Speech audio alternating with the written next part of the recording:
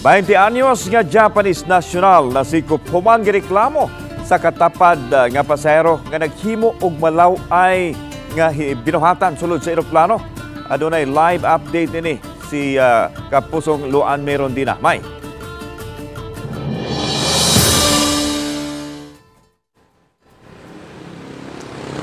Matod sa babaeng reklamante nga unta ang insidente makahatag og ideya og kaisog sa ubang mga babay nga nakasinati o nabutang sa susamang sitwasyon nga barugan ang ilang katungod. Excuse me, I'd like to report an assault. Nakuhaan gayud og video sa 29 anyos nga babaeng reklamante ang malaway nga buhat nga gihimo sa iyang katapad nga pasahero sa eroplano nga usa ka Japanese national. Nahitabo ang insidente alas 5:48 ganihang buntag sulod sa eroplano nga gikan sa Manila ug paingon sa Sugbo. Matod sa babaeng reklamante, kinsa usa ka product specialist sa usa ka medical devices company nga kay kadlaw ng ilang biyahe, pareho silang nangatog sa duha niya katapad nga mga pasahero. Una siyang nakamata ug mimata usab ang Japanese national. Apan nahibong na lang siya nga daw may gisigi kini og hikap-hikap sa iyang punjuhan. Nakikita ko na may naan siya down there. Parang hinihimas-himas. So sabi ko, baka naman hindi kasi baka may kinuha lang. Di ba minsan naman may mga ganun lang.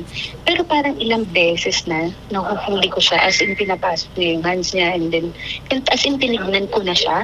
Kasi as in nakikita ko na tapos tinry ko siyang videohan. Giangkon sa reklamante nga gikulbaan ug nagkurog siya sa iyang nasaksihan ilabi na kay tapad niya mismo ang suspect.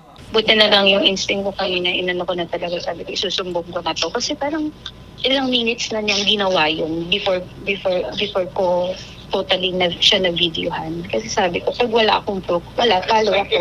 Maayo na lang, kay may naagi nga flight attendant kinsa mo'y gihangyo niya nga magpabalhin siya og laing lingkuranan o gisumbong niya ang hitabo. Gialerto usab dayon sa mga flight crew ang Mactan Airport Police Station kinsa nagatang ng daan paglanding sa eroplano o giaresto dayon ang langyaw. Nahitabo manggod ma'am, bali mahimo lang citizen's arrest ni ma'am kay siya man jay nakasaksi sa panghitabo. Ang among tropa ma'am nag-esconde lang kami during that upon arrival. Giswayan sa RTV Balitang Bisdak, pagkuha ang habig sa Japanese national apan nagdumili kini pagluwat og pamahayag. Ang babaeng reklamante sa iyang bahin, disidido gayud nga mosangat og reklamo batok sa langyaw. I'll still push through with